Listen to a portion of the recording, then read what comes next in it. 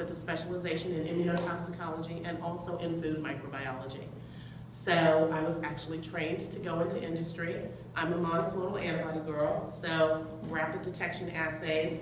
You've probably gone to the doctor and they've swabbed your throat to see if you had strep, and then they put it on the little cartridge or cassette, and they show if it's a plus sign in there, then you have strep. If not, you don't.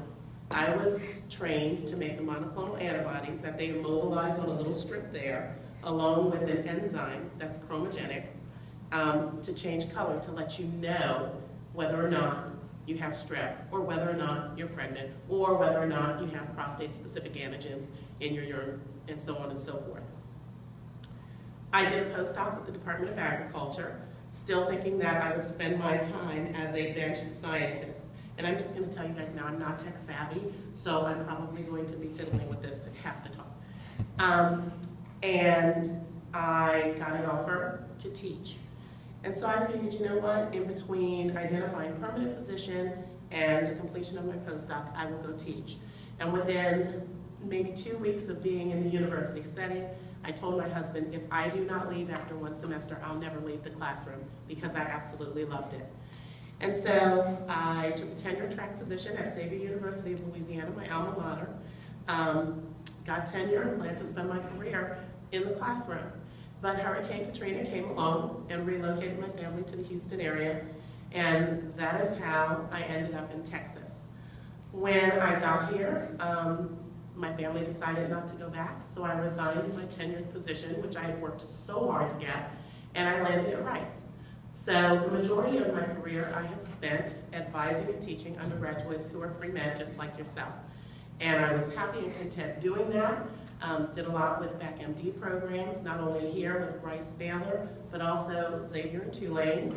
And I got a call one day with one of the deans from Baylor who had moved out to San Antonio, and she said, I'd really like you to apply for a position out here. We had worked together for quite a while, and she thought that as they restructured the Office of Undergraduate Medical Education there, that there was a place that I could contribute. So I applied for the job out of courtesy to a colleague who I respected, and it turned out I got the job. So that's how I ended up in a medical school environment. So while you think you may know what you're going to do with your life, some of you may be sitting here and you knew from the moment the sperm hit the egg, you said, doggone it, I'm gonna be a neurologist. You might very well end up going into family medicine. You may end up going into an MD PhD program, spending 40% of your time in the lab, 60% in the clinical enterprise. You might decide along the way, you know what, I really like academic medicine, and alongside my clinical studies, I'd also like to teach, and you might end up at an academic medical center. One of the nicest things about the path that you've decided upon is no matter what you choose to do, your options are unlimited.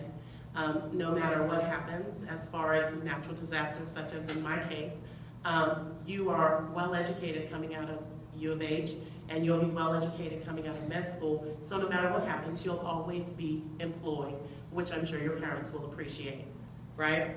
Okay, so that's a little bit about me. The presentation that I've brought today is the welcome presentation that we give to students who interview every week on Mondays during the fall semester. So if you were coming out to our institution to interview, we would start just by showing you a few pictures of the campus. We are actually the Lozano Loan campus. Many people think we are UTSA, University of Texas at San Antonio, but we're actually the University of Texas Health Science Center at San Antonio.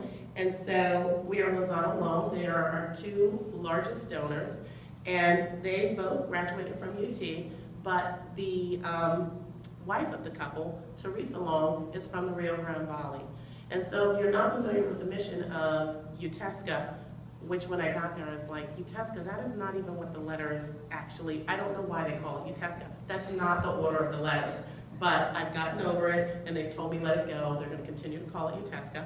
So she's from the Rio Grande Valley, and it fits very nicely with the mission of our Health Science Center, which is to work in the community and to improve the health of South Texas.